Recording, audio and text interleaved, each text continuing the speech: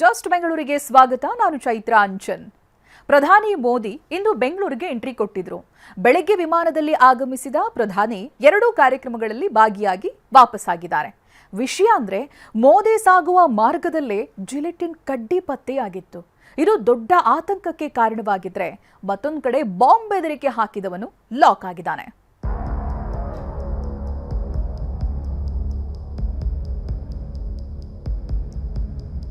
ಹೆಜ್ಜೆ ಹೆಜ್ಜೆಗೂ ಭದ್ರತೆ, ದಾರಿಯುದ್ದಕ್ಕೂ ಪರಿಶೀಲನೆ, 5-6 ದಿನ ಮೊದಲೇ ತಪಾಸಣೆ, 7 ಸುತ್ತಿನ ಕೋಟೆ. ಇಂಥ ಭದ್ರತೆ ಇರೋದು ಪ್ರಧಾನಿ ನರೇಂದ್ರ ಮೋದಿಗೆ. ಇಂಥ ಭದ್ರತೆಯಲ್ಲೇ ಮೋದಿ ಇಂದು ಬೆಂಗಳೂರಿಗೆ ಕಾಲಿಟ್ಟಿದ್ರು. ವಿಷಯ ಅಂದ್ರೆ ಮೋದಿ ಸಾಗೋ ರಸ್ತೆಯಲ್ಲೇ ಸ್ಫೋಟಕ ವಸ್ತು ಸಿಕ್ಕಿರೋದು, ಬೆದರಿಕೆ ಕರೆ ಬಂದಿರೋದು ಸಂಚಲನಕ್ಕೆ ಕಾರಣವಾಗಿದೆ. ಪ್ರಧಾನಿ ಮೋದಿ ಸಾಗುವ ರಸ್ತೆಯಲ್ಲಿ ಜಿಲೆಟಿನ್ ಪತ್ತೆ, ಬಾಂಬ್ ಬ್ಲಾಸ್ಟ್ ಬೆದರಿಕೆ, ಆರೋಪಿಯ ಬಂಧನ. ಪ್ರಧಾನಿ ನರೇಂದ್ರ ಮೋದಿ ಇಂದು ಬೆಂಗಳೂರಿಗೆ ಎಂಟ್ರಿ ಕೊಟ್ಟಿದ್ರು. 2 ಕಾರ್ಯಕ್ರಮಗಳಲ್ಲಿ ಭಾಗಿಯಾಗಬೇಕಿದ್ದ ಪ್ರಧಾನಿ ಬೆಳಗ್ಗೆ 10:25ಕ್ಕೆ HAL ವಿಮಾನ ನಿಲ್ದಾಣಕ್ಕೆ ಬಂದಿಳಿದ್ರು. HAL ಬಳಿಯೇ ಒಂದು ಕಾರ್ಯಕ್ರಮದಲ್ಲಿ ಭಾಗಿಯಾಗಿದ್ದ ಪ್ರಧಾನಿ ಹೆಲಿಕಾಪ್ಟರ್ ಮೂಲಕ ಆರ್ಟ್ ಆಫ್ ಲಿವಿಂಗ್ಗೆ ಹೋಗಿದ್ರು. ಅಲ್ಲಿ ರವಿಶಂಕರ್ ಗುರೂಜಿ ಕಾರ್ಯಕ್ರಮದಲ್ಲಿ ಭಾಗಿಯಾಗಿದ್ರು. ಈ 2 ಕಾರ್ಯಕ್ರಮಗಳ ನಡುವೆ 2 ಘಟನೆಗಳು ನಡೆದು ಹೋಗಿವೆ. ಸಮಯ ಬೆಳಗ್ಗೆ 7 ಗಂಟೆ. ಬಾಂಬ್ ಸ್ಫೋಟದ ಬೆದರಿಕೆ. ಪ್ರಧಾನಿ ಆಗಮನಕ್ಕೂ ಮುನ್ನವೇ ಬೆಳಗ್ಗೆ 7 ಗಂಟೆ ಹೊತ್ತಿಗೆ ಬೆಂಗಳೂರಿನ ಕೋರಮಂಗಲ ಪೊಲೀಸರಿಗೆ ಒಂದು ಫೋನ್ ಕರೆ ಬಂದಿತ್ತು. ಪ್ರಧಾನಿ ಭಾಗಿಯಾಗೋ HAL ಹಾಗೂ ಆರ್ಟ್ ಆಫ್ ಲಿವಿಂಗ್ ಬಳಿ ಬಾಂಬ್ ಸ್ಫೋಟಿಸುವುದಾಗಿ ಬೆದರಿಕೆ ಹಾಕಲಾಗಿತ್ತು. ಸಮಯ ಬೆಳಗ್ಗೆ 10:30. ಒಡೆಯರಹಳ್ಳಿ ಗೇಟ್ ಬಳಿ ಜಿಲೆಟಿನ್ ಕಡ್ಡಿ ಪತ್ತೆ. ಒಂದು ಕಡೆ ಬಾಂಬ್ ಬೆದರಿಕೆ ಬರ್ತಿದ್ದಂತೆ ಪೊಲೀಸರು ಮತ್ತಷ್ಟು ಅಲರ್ಟ್ ಆಗಿದ್ರು.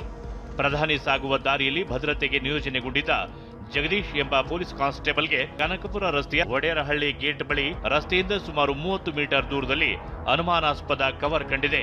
ಕೂಡಲೇ ಪರಿಶೀಲಿಸುತ್ತಿದ್ದಂತೆ ಅದರಲ್ಲಿ ಜಿಲೆಟಿನ್ ಕಡ್ಡಿಗಳು ಇರೋದು ಗೊತ್ತಾಗಿತ್ತು. ಜಿಲೆಟಿನ್ ಪತ್ತೆ ಒಂದು ಕಡೆ ಆದರೆ ಬೆಳಗ್ಗೆ ಬಾಂಬ್ ಬೆದರಿಕೆ ಹಾಕಿದ್ದ ವ್ಯಕ್ತಿ ಹಿಂದೆ ಬಿದ್ದಿದ್ದ ಪೊಲೀಸರು ಕೋರಮಂಗಲ ನಿವಾಸಿ ಲೋಹಿತ್ ಎಂಬಾತನನ್ನ ಬನ್ನೇರುಘಟ್ಟ ರಸ್ತೆಯ ಮಸೀದಿ ಬಳಿ ವಶಕ್ಕೆ ಪಡೆದಿದ್ದಾರೆ. ಬೆಂಗಳೂರಿಗೆ ಗಣ್ಯರು ಬಂದಾಗಲೆಲ್ಲ ಈತ ಹೀಗೆ ಬೆದರಿಕೆ ಕರೆ ಹಾಕ್ತಿದ್ದಂತೆ.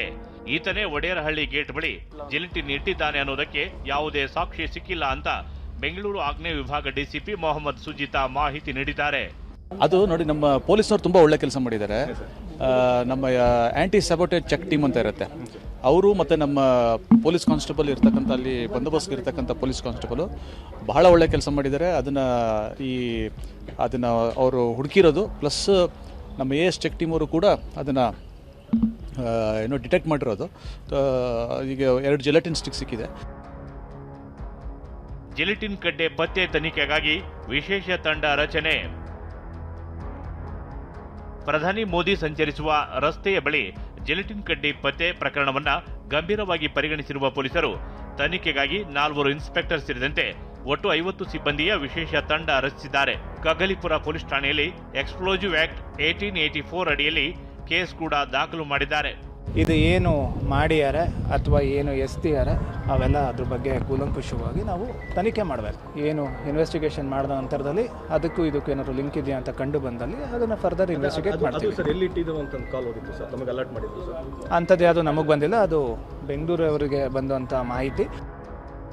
ಜಿಲೆಟಿನ್ ಕಡ್ಡಿ ಪತ್ತೆಯಾಗಿರುವ ವಿಷಯ ಗಂಭೀರ ಸ್ವರೂಪ ಪಡೆದುಕೊಳ್ತಿದ್ದಂತೆ ಸಿಎಂ ಸಿದ್ದರಾಮಯ್ಯರನ್ನ ಭೇಟಿಯಾದ DG and IGP AM Saleem, ರಾಜ್ಯ ಗುಪ್ತಚರ ಇಲಾಖೆ IGP ಲಾಭುರಾಮ್ ಸಿಎಂಗೆ ಮಾಹಿತಿ ನೀಡಿದ್ದಾರೆ. ಕಾವೇರಿ ನಿವಾಸದಲ್ಲಿ ಸಿಎಂ ಭೇಟಿಯಾದ ಅಧಿಕಾರಿಗಳು ಜಿಲೆಟಿನ್ ಕಡ್ಡಿಗಳು ಪತ್ತೆ ಕುರಿತಂತೆ ತನಿಖಾ ವರದಿ ಸಲ್ಲಿಸಿದ್ದಾರೆ. ರಾಮನಗರದಿಂದ ಪ್ರಶಾಂತ್ ಜೊತೆ ಪ್ರಜ್ವಲ್, TV9 ಬೆಂಗಳೂರು.